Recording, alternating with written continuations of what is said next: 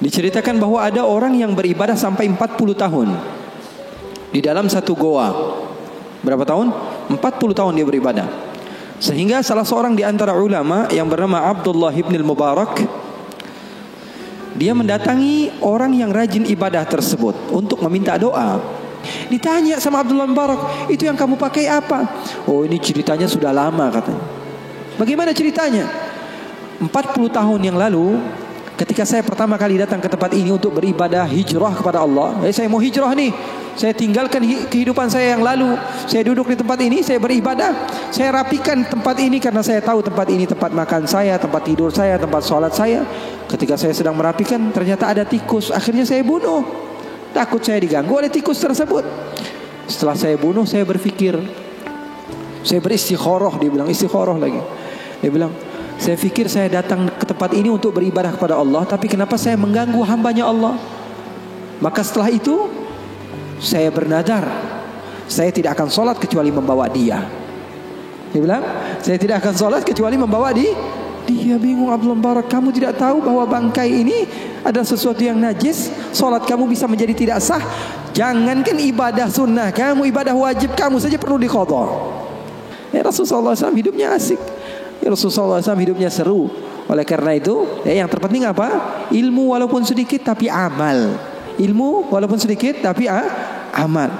Oke, nggak apa-apa, asik-asikan di dalam kehidupan dunia kita, nggak apa-apa. Yang terpenting apa? Berlandaskan ilmu. Amal itu berlandaskan ilmu.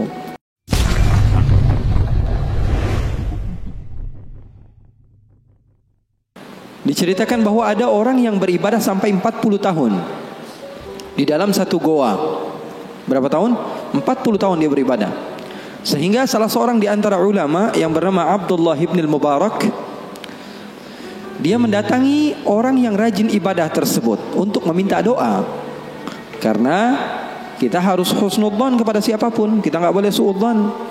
Kita meminta doa kepada sahabat kita, siapa tahu doanya lebih diterima oleh Allah dibanding kita. Makanya boleh meminta doa kepada sahabat, meminta doa kepada orang yang menurut kita di bawah kita, meminta doa kepada, bahkan Rasulullah SAW mencontohkan di dalam hadis yang derajatnya sahih. Ketika Sayyidina Umar bin Khattab ingin pergi haji, apa kata Rasulullah? La tansana min du'aika ya ukhay. Ya wahai Umar, jangan lupa untuk mendoakan saya. Yang meminta doa siapa? Nabi besar Muhammad sallallahu alaihi wasallam. Kalau zaman sekarang orang bukan berlandaskan guru yang sampai bersambung ilmunya kepada Rasulullah, bersandar dia haddatsani Google, qala haddatsani YouTube, qala haddatsani Instagram, ya. Pengambilan riwayat ilmunya dari orang-orang yang enggak jelas. Dikit-dikit mengatakan, "Wah, kok minta doa sama orang lain, minta sendiri aja. Memangnya Allah hanya mendengar dari sahabat kamu, bukan dari diri kamu?" Rasulullah contoh tauladan yang baik, Nabi Muhammad saja minta doa daripada sahabat-sahabatnya, daripada Sayyidina Umar bin Khattab. Oleh karena itu, seseorang yang bernama Abdullah ibn al-Mubarak, ini dukun apa, Beb? Kok ini asapnya ke saya terus? Apa sunnah, Beb? Ini boleh kita bahas juga, Beb, ini, Beb. Jadi terkadang sebagian orang mengira sesuatu yang aneh, ya, dan dia tidak mengetahui hal tersebut, itu adalah hal yang salah. Ikhwani, sesuatu yang kamu tidak ketahui tidak mesti itu tidak ada. Paham atau tidak? Itu catat itu. Jadikan selalu di otak pikiran kita, segala sesuatu yang tidak kamu ketahui tidak mesti itu tidak ada. Karena terkadang batas otak pikiran kita hanya sebatas apa yang kita ketahui. Oleh karena itu, saya ingin memesankan kepada kalian bahwa tidak semua itu yang kalian tidak ketahui itu tidak ada, ya. Seperti ini, Rasulullah SAW amatlah menyukai ini. Rasulullah SAW di rumahnya, karena wewangian seperti ini, ya, wewangian seperti ini disukai oleh malaikat. Wewangian seperti ini disukai oleh malaikat. Rasulullah SAW mengajarkan kepada kita untuk apa? Mengurusi, ya, kehidupan duniawi kita. Bahkan sahabat Rasulullah SAW bertanya ketika Rasulullah mengatakan, la yadkhulul jannata man kana fi qalbihi mithqala dzarratin min kibr. Kata Rasulullah, tidak akan masuk surga orang yang di dalam hatinya ada sebiji zarrah daripada kesombongan. Maka sahabat bingung, lalu mengatakan, innar rajula yuhibbu an yakuna na'lahu hasanan wa thawbahu hasanan. Ya Rasulullah, kami ini anak-anak yang ya kekinian lah ya Rasulullah. pengen kalau pakai baju itu yang bagus, sendal yang bermerek. Sahabat begitu bilang sama Rasulullah, jujur. Maka Rasulullah SAW mengatakan, al-kibru batrul haq wa ghamtun nas. Kamu pakai baju yang bagus, penampilan yang bagus, itu bukan kesombongan, kata Rasulullah. Sombong itu apa? Sombong menurut definisi Rasulullah SAW adalah batrul haq. Dibilangin mana yang benar, dia nggak mau percaya. Wa ghamtun nas, dan ngomongin orang. Nggak pernah ngomongin diri sendiri. Yang dinilai selalu orang lain. Yang dinilai selalu orang lain. Jadi Rasulullah SAW sangat menganjurkan kepada sahabat-sahabatnya untuk senantiasa memakai wewangian. Bahkan kalau ada orang yang memiliki bau yang tidak bagus, masuk ke dalam masjid Rasulullah SAW, Rasulullah katakan, la yadkhulu masjidana hadha. Ada bau-bau bawang, kata Rasulullah SAW, jangan masuk ke masjid kami. Karena apa? Karena malaikat tidak suka kepada bau-bau yang seperti itu. Jadi nanti mungkin bakalan ada muhadarah khusus, nanti kita minta Habib Muhammad menjelaskan tentang bagaimana syama'il Rasulullah SAW, fizikal baginda Rasulullah SAW, kehidupan Rasulullah SAW secara duniawi di rumahnya, bagaimana ketika Rasulullah SAW memiliki wewangian. Rasulullah memiliki satu kotak, isinya apa? Macam-macam. Rasulullah bawa, kalau kita sekarang tas, di dalamnya isinya bermacam-macam. Rasulullah memiliki satu kotak, isinya apa? Sisir. Isinya apa? Isinya sisir. Rasulullah SAW menyisir. Isinya siwak. Isinya alat-alat kebersihan. Senantiasa dibawa oleh baginda Nabi Muhammad SAW. Sesuatu yang kita tidak ketahui itu tidak mesti tidak ada. Kitanya aja yang kurang piknik di dalam membaca. Gampang nyalahin orang lain. Rasulullah SAW bahkan di dalam riwayat, kalau Sayyiduna Uthman bin Affan datang mengetuk pintu, Assalamualaikum ya Rasulullah. Siapa di luar? Abu Bakar, masuk. Assalamualaikum ya Rasulullah. Siapa di luar? Umar, masuk. Kalau Sayyidina Uthman bin Affan yang masuk, kata Siti Aisyah, Assalamualaikum ya Rasulullah. Siapa di luar? Uthman. Uthman ya Rasulullah, kata Siti Aisyah. Suruh tunggu dulu di depan. Apa yang dilakukan oleh Rasulullah? Rasulullah masuk kamar, Rasulullah ambil sisir, Rasulullah ambil parfum, Rasulullah SAW pakai jubah yang terbaik yang Rasulullah SAW miliki. Lalu Rasulullah duduk dan mengatakan kepada Sayyidina Uthman, masuk kamu wahai Uthman. Siti Aisyah bingung, ya Rasulullah, kok begini ya Rasulullah? Ayahku dibiasain aja, Sayyidina Umar dibiasain aja, kok ketika Sayyidina Uthman masuk, kamu fashionnya berubah? Ada apa ya Rasulullah? Kata Rasulullah, Inna Uthman mustahi. Atau dalam riwayat yang lain, hayy, maluan. Sayyidina Uthman ini orangnya malu. Tastahi minhul malaikah. Bahkan malaikat saja malu sama Sayyidina Uthman bin Affan. Rasulullah SAW memperhatikan hal yang seperti itu. Enggak melulu orang yang soleh itu adalah orang yang berantakan. Ya enggak. Karena orang yang berantakan justru dia fokus kepada dirinya sendiri. Dia enggak mikirin orang lain. Kasihan kan, yang sholat di sampingnya pegangin hidung akhirnya.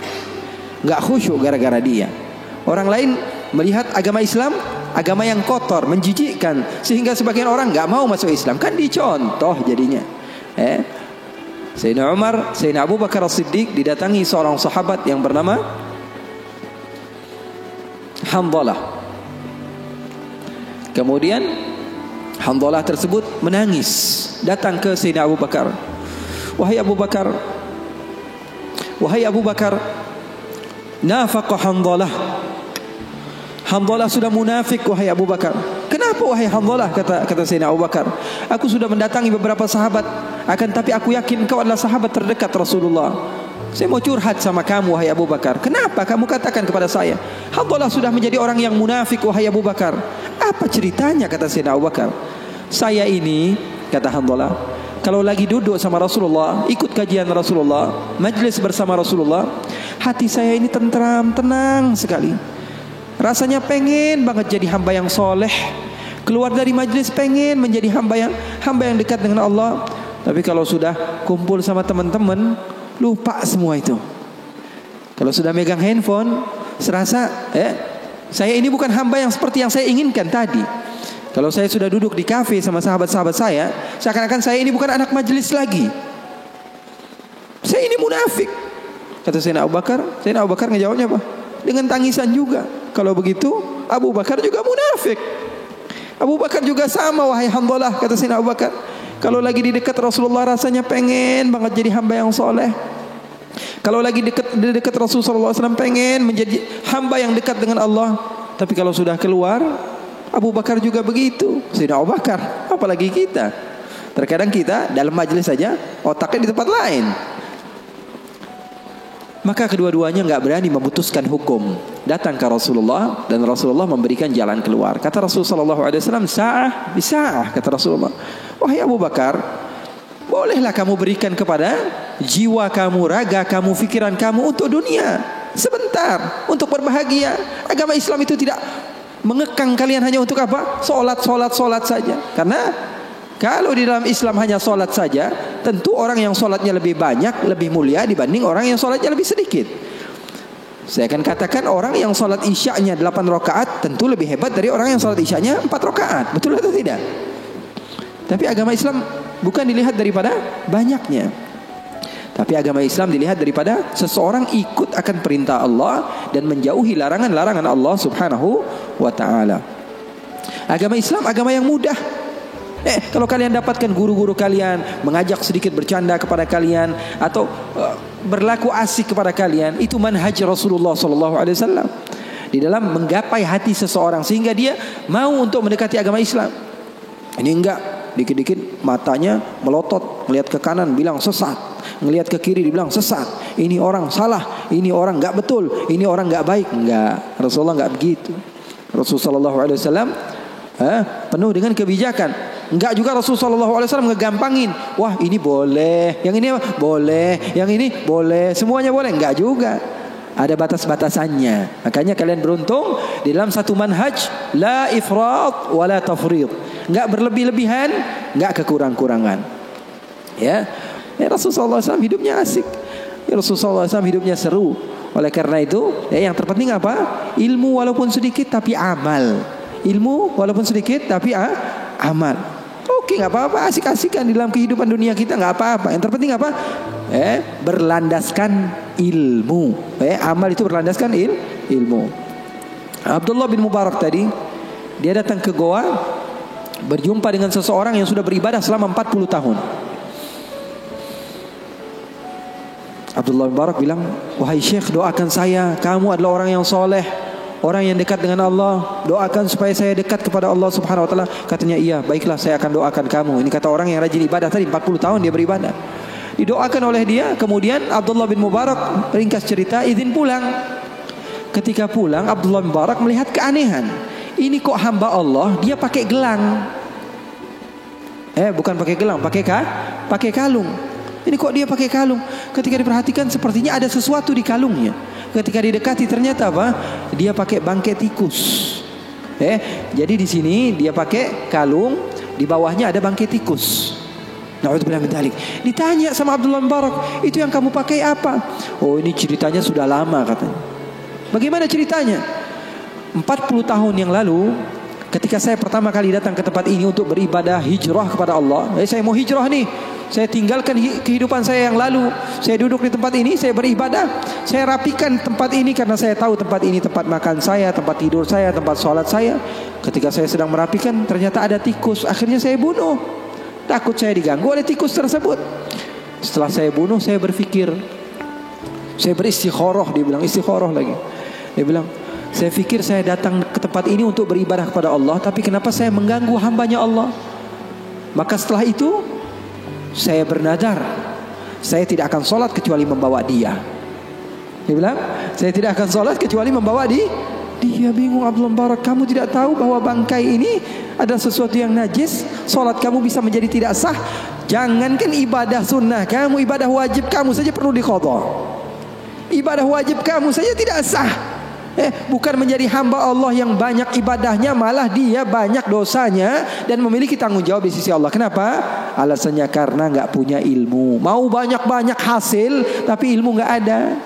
Itu namanya PA. Tahu nggak? Mau banyak hasil tapi ilmunya nggak ada. Banyak kerjanya tapi bukan berlandaskan ilmu, maka hasilnya juga kosong. Oleh karena itu pesan saya, kalau kumpul-kumpul sama habaib, sama ustadz-ustadz, sama siapapun orang-orang yang memiliki ilmu, ambil walaupun sedikit daripada ilmunya, amalkan itu saja dulu. Nanti jangan terlalu banyak pengennya begini, pengennya begitu, pengennya langsung jadi wali, jangan. Mencontoh gurunya ketika gurunya sudah jadi, itu kesalahan besar. Tuh catat. Mencontoh guru ketika guru sudah jadi, itu kesalahan besar. Mencontoh guru itu ketika dia belajar, ketika dia berusaha. Nggak ada orang yang alim, orang yang sukses kecuali dulunya dia susah. Ini mau nyontoh yang udah kerennya doang. Gaya berjalannya, pengen mobilnya sama, handphonenya sama, semuanya pengen sama, penampilannya pengen sama. Nanti dulu. Kalau kamu di masa hijrah, kamu contoh ketika guru kamu sedang berusaha, dan insya Allah itu manfaat bagi kita semua. Waktu kita masih ada beberapa menit, insya Allah untuk doa, untuk Habib Muhammad doa.